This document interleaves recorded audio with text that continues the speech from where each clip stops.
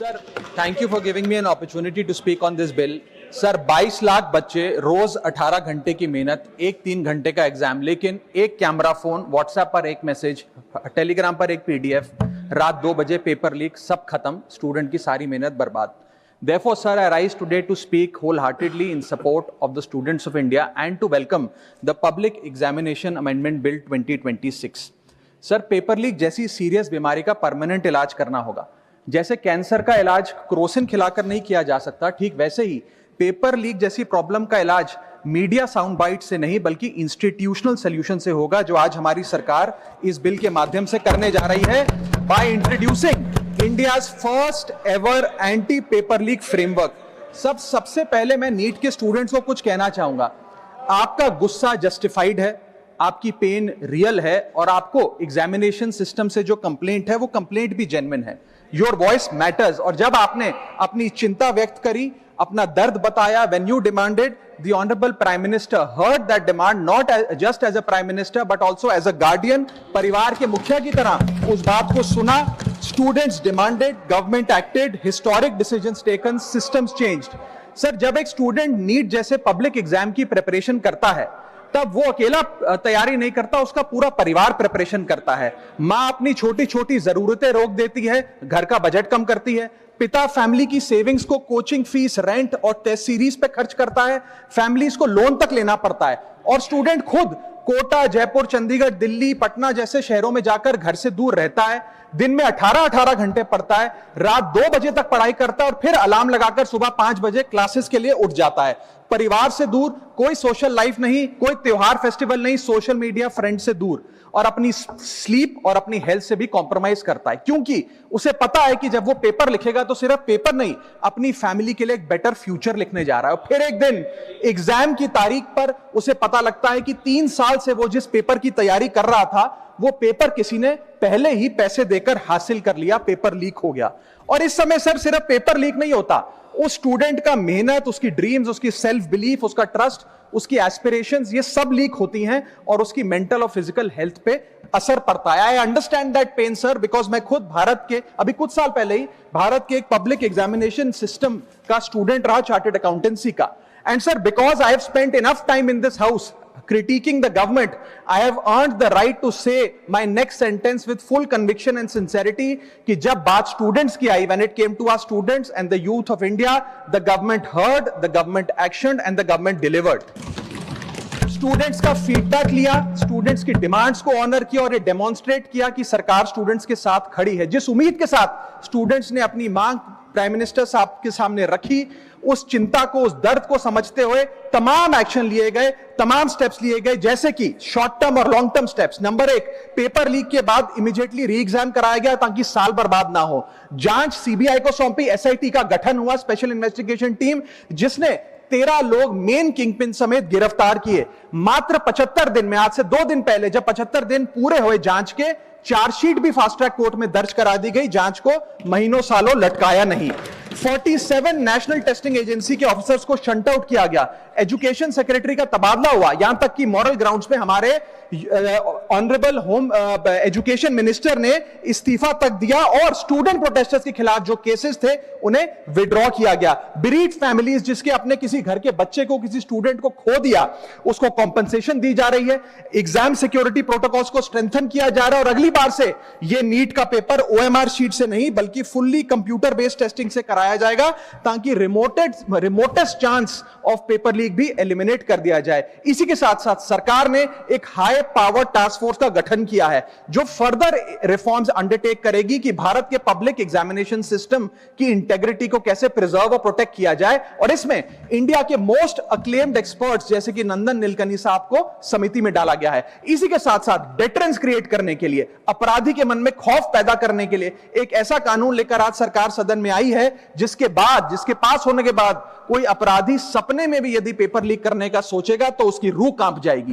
पहली चीज, paper leak को एक इंडिविजुअल द्वारा किया गया क्राइम नहीं बल्कि एक ऑर्गेनाइज्ड सिंडिकेट नेटवर्क द्वारा किए गए क्राइम के तौर पे ट्रीट किया जाएगा, जिसमें इनसाइडर हो, कोचिंग माफिया हो, लॉजिस्टिक वेंडर हो, प्रिंटिंग प्रेस हो, सॉल्वर गैंग हो, एग्जाम ऑफिशियल्स हो, सब पर कार्रवाई होगी। सबको दोषी करार देने के बाद, गिल्टी करार देने के बाद 10 साल तक की जेल होगी और 10 करोड़ रुपए तक का जुर्माना लिया जाएगा। सारे ऑफेंसेस को cognizable, non bailable, non compoundable बनाया गया। एक स्पेशल टास्क फोर्स का गठन किया गया कि अब कभी भी यदि पेपर लीक की संभावना भी उत्पन्न होती है तो यह स्पेशल टास्क फोर्स जांच करेगी और यह इन्वेस्टिगेशन सालों साल नहीं लटकाई जाएगी। 2 महीने के अंदर अंदर से इस इन्वेस्टिगेशन को कंप्लीट करना होगा।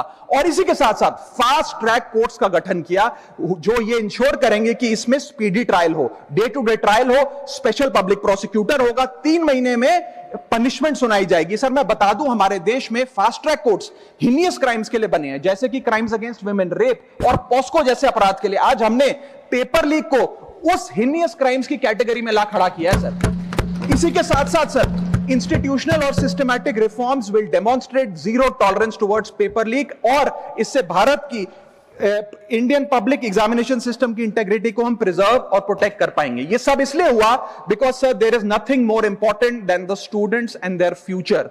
Sir their voices mattered, their voices were heard and systematic and systemic changes have been brought in. उनकी आवाज को, स्टूडेंट्स की आवाज को कोई पॉलिटिकल चैलेंज नहीं बल्कि एक परिवार की भीतर की चिंता की तरह समझकर, जैसे घर के बच्चे घर के बड़े से अपनी चिंता व्यक्त करते हैं, दर्द व्यक्त करते हैं, डिमांड्स रखते हैं, ठीक वैसे ही सरकार ने ये तमाम फीडबैक लेते हुए एक्शन लिया। Sir Benjamin Franklin, American philosopher, statesman, diplomat रहे, उन्होंने कहा था well done is better than well said. सालों तक इस देश में पेपर लीक होता आया लेकिन सिर्फ डिस्कशन और सिर्फ साउंड बाइट हुई। आज एक्शन हो रहा है, सिस्टमैटिक रिफॉर्म्स आ रहे हैं और भारत का पहला एंटी पेपर लीक फ्रेमवर्क बनके तैयार है और आपके सामने है। सर इसी के साथ साथ पेपर लीक किसी एक पार्टी का, किसी एक सरकार का ऑफिसर या मिनिस्ट्री की देन नहीं है और ये कोई 2026 का फिनोमेना भी नहीं है। सर मैं बता दूं कि सर जब बात अकाउंटेबिलिटी की हो, मोरालिटी की हो, जवाबदेही की हो, तो इसलिए इससे जब बात अकाउंटेबिलिटी की हो, मोरालिटी की हो, जवाबदेही की हो, तो सर ये इससे तय नहीं होना चाहिए कि पेपर लीक कौन से राज्य में हुआ, कौन सी मिनिस्टर के अंडर हुआ, कौन सी पार्टी में हुआ, क्योंकि ये एक पैन इंडिया ऑर्गेनाइज्ड क्राइम है, क्रॉनिक डिजीज है। मैं ये बात इसलिए कह रहा हूं क्योंकि 19 जुलाई 2026 को, आज से मात्र 10 दिन पहले, पंजाब के अंदर एक फार्मेसी ऑफिसर रिक्रूटमेंट का एग्जाम हुआ। उसमें मैसिव इरेगुलरिटीज देखी गई, ब्लूटूथ डिवाइसेस के माध्यम से लाइव चीटिंग चल रही थी और चीटिंग सिंडिकेट वो चीटिंग फैसिलिटेट कराने के लिए 13-13 लाख रुपए का रेट चार्ज कर रहा था। यही नहीं सर, आम आदमी पार्टी की सरकार जब पंजाब में बनी तब से अभी तक नायब तहसीलदार के एग्जाम में इरेगुलरिटीज देखी गई और लार्ज स्केल चीटिंग हुई।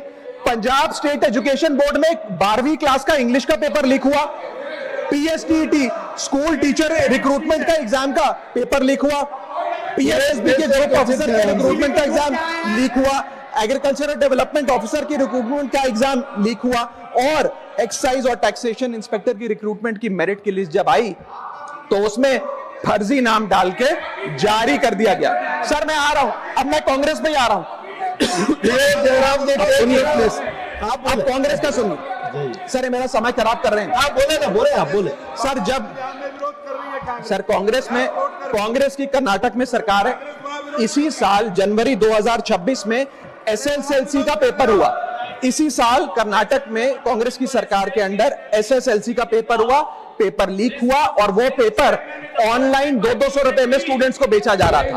हिमाचल प्रदेश में HP state selection commission recruitment exam का पेपर कांग्रेस के कार्यकाल में लीक हुआ। अब आप सुनिए सबसे चौंका देने वाली घटना, सर सबसे शॉकिंग और सैड बात यह है कि 2016 में कर्नाटक में जब कांग्रेस की सरकार थी तब वहां पे 12वीं कक्षा का प्री यूनिवर्सिटी कॉलेज का 12th का केमिस्ट्री का पेपर लीक हुआ। ये क्लासरूम का पेपर नहीं था सर, ये स्टेट बोर्ड एग्जाम था। ये स्टेट का एग्जाम जब पेपर लीक हुआ, बच्चे एग्जाम देकर घर आ गए, पता लगा पेपर लीक हो गया, पेपर कैंसिल कर दिया। 20 दिन बाद री एग्जाम कराया गया, री एग्जाम का पेपर भी लीक हो गया और उसके बाद रात को 3:30 बजे वो पेपर व्हाट्सएप पे घूम रहा था, री एग्जाम को भी कैंसिल करना पड़ा। इसके बाद जब जांच हुई, स्टेट सीआईडी ने जांच करी तो 3 लोगों को अरेस्ट किया, जिसमें कर्नाटक सरकार के मेडिकल एजुकेशन मिनिस्टर डॉक्टर शरण पाटिल का पीए खुद शामिल था। पीए 10-10 लाख रुपए लेकर पेपर लीक कर रहा था।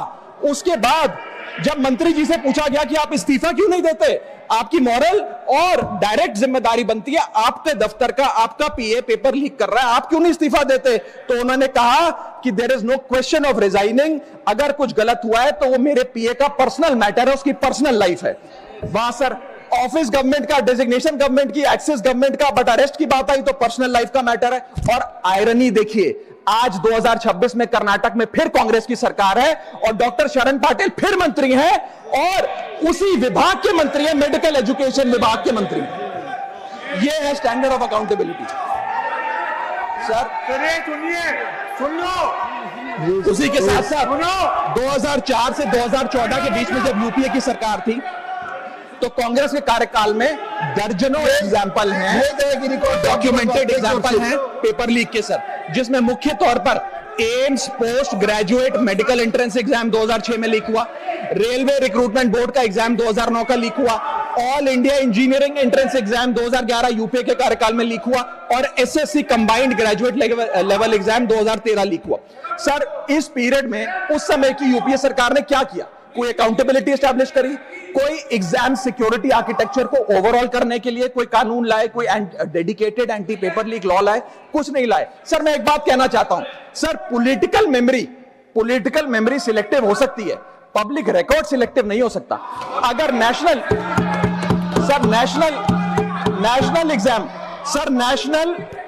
एग्जाम का पेपर लीक अगर नेशनल क्राइसिस है, जो कि है, तो सर ऑपोजिशन रूल्ड स्टेट का पेपर लीक एक लोकल इंसिडेंट कैसे हो सकता है? सर स्टूडेंट में तो फर्क नहीं होता। अगर नीट के स्टूडेंट्स का पेन जेन्युइन है, जो कि जेन्युइन है, तो सर पंजाब के फार्मेसी एग्जाम के स्टूडेंट्स का और कर्नाटक के एसएलसी एग्जाम के स्टूडेंट्स का पेन भी जेन्युइन है। स्टूडेंट का पेन पार्टी देखकर चेंज नहीं होता और ठीक उसी तरह रिफॉर्म और अकाउंटेबिलिटी भी पार्टी देखकर चेंज नहीं हो सकती। अब स्टूडेंट्स के बारे में कुछ कहना चाहता हूं। सर देयर वॉइस मैटर्स, उनकी मांगे जायज हैं। सर स्टूडेंट्स द्वारा प्रोटेस्ट करना, सवाल पूछना, डिमांड रेस करना, कोर्ट जाना, पीसफुल मार्च निकालना, ये सब उनका संवैधानिक अधिकार है और ये करना भी चाहिए। लेकिन सर स्टूडेंट का प्रोटेस्ट स्टूडेंट का रहे, किसी पॉलिटिकल पार्टी की रैली ना बन जाए, वे अपना माइक किसी को आउटसोर्स ना करे, क्योंकि सर स्टूडेंट की लड़ाई तो एग्जाम सिस्टम को सिक्योर बनाने की है, नेताओं की लड़ाई अपनी सोशल मीडिया रीच बढ़ाने की है। सर जब पॉलिटिकल लीडर्स प्रोटेस्ट के टाइम पर बैरिकेड के आगे स्टूडेंट को भेज खुद कैमरे की सेफ साइड पे रहें, तो उनसे पूछिए कि रिस्क मेरा और रील तुम्हारी, ये पार्टनरशिप कैसी? सर स्टूडेंट का मूवमेंट स्टूडेंट के फ्यूचर के लिए है, किसी फ्लॉप पॉलिटिकल पार्टी के कमबैक के लिए नहीं है सर। और जो पॉलिटिकल पार्टी के अपने खुद के फ्यूचर का आता पता नहीं, वो स्टूडेंट के फ्यूचर की क्या लड़ाई लड़ेगी? सर स्टूडेंट्स को जस्टिस चाहिए, पॉलिटिकल पार्टी को फुटेज। स्टूडेंट को एग्जाम सिक्योर करना है, पॉलिटिकल पार्टी को वायरल क्लिप। स्टूडेंट का सवाल फ्यूचर का है, नेता का कैलकुलेशन अगले इलेक्शन का। इसीलिए मैं ऑपोजिशन पार्टीज को कहना चाहता हूं, don't use students emotion for your political promotion.